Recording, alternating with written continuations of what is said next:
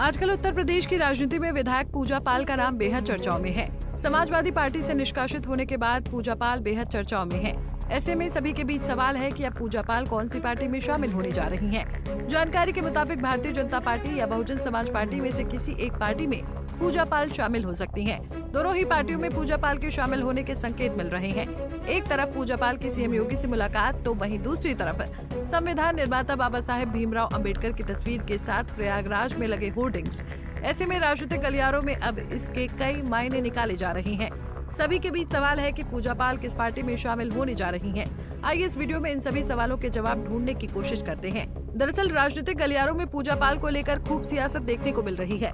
BJP या बसपा में पूजा पाल किसका दामन थामेंगी, इसे लेकर खूब सियासत देखने को मिल रही है। बता दें कि कौशाम्बी की चायल विधानसभा सीट से समाजवादी पार्टी के विधायक पूजा पाल को यूपी विधानसभा में मुख्यमंत्री योगी आदित्यनाथ की तारीफ करना बेहद भारी पड़ गया।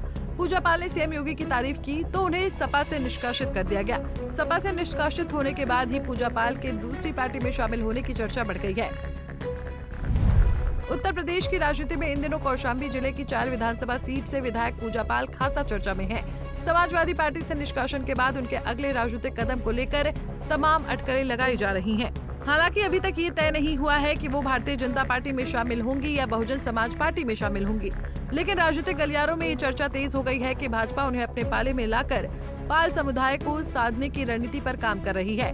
दूसरी तरफ प्रयागराज में लगे पोस्टर भी अलग कहानी बयां कर रहे हैं। बाबा साहेब अम्बेडकर के साथ लगे पूजा पाल के पोस्टर अलग कहानी बयां कर रहे हैं। बता दें कि पूजा पाल की राजनीतिक यात्रा बसपा से ही शुरू हो गई थी। साल 2007 और 2012 में वो प्रयागराज पश्चिमी सीट से बहुजन समाज पार्टी की विधायक रह चुकी हैं। बाद में उन्होंने साल 2019 में सपा की सदस्यता ली और साल 2022 में चायल सीट से विधायक बनी। हालांकि पार्टी के साथ उनके संबंध तब बिगड़े जब उन्होंने राज्यसभा चुनाव में पार्टी लाइन के खिलाफ जाकर क्रॉस वोटिंग की। इसके चलते सपा ने उन्हें पार्टी से बाहर कर दिया। अब पूजा किस पार्टी का दामन थामेंगी, ये तो समय के साथ साफ होगा। विधानसभा में सीएम योगी की तारीफ करने के बाद विधायक पूजा पाल के लिए मुसीबत खड़ी हो गई। बता दें कि पूजा पाल के पति और पूर्व विधायक राजू पाल की हत्या माफिया अतीक अहमद और उसके कुछ सहयोगियों ने मिलकर की थी। ये दर्दनाक घटना उनकी शादी के केवल 9 दिन बाद हुई थी, जो चुनावी प्रतिद्वंद्विता का नतीजा थी।